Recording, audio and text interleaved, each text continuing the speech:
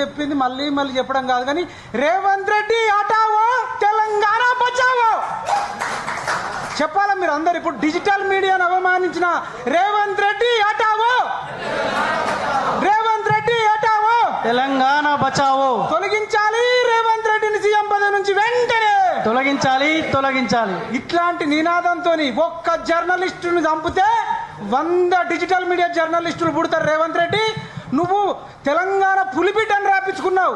నువ్వు తెలంగాణ పులిబిడ్డ కాదు, నల్లమల పులిబిడ్డ కాదు, తెలంగాణ పిల్లివని నల్ల పిల్లివని ప్రకటిస్తున్నాం. నీతో అయ్యేదేంది పోయేదేంది? ఓ పాటలు రాపించుకుంటావు వాళ్ళతోని వీళ్ళతోని. సింగమోలే కదిలినవు, ఏడ కదిలినావు సింగమోలో. డిజిటల్ మీడియా జర్నలిస్టులంతా సింగమోలో కదిలితే, నిరుద్యోగులంతా తల్లిదండ్రుల కాళ్ళు మొక్కితే, కేసీఆర్ మీద కోపంతో నీ కోటేశ్వర్ గాని నీ మోకాన్ని చూస్తే కామారెడ్డిలో రెచ్చి ఇచ్చి వద్దు ఓడగొడతామని చెప్పి కామారెడ్డిలో చిత్తుగా ఓడిపోయినోడు ఇవాళ ముఖ్యమంత్రి అయి కూర్చున్నాడు. నువ్వు ఎమ్మెల్యేగా ఓడిపోయినోడివి, అసలు ముఖ్యమంత్రికి నీకు అర్హత ఉందా? జర్నలిస్ట్ చదవనోడు జర్నలిజం కాకపోతే పొలిటికల్ సైన్స్ చదవనోడు పొలిటికల్ లీడర్ ఎట్లా అవుతాడు?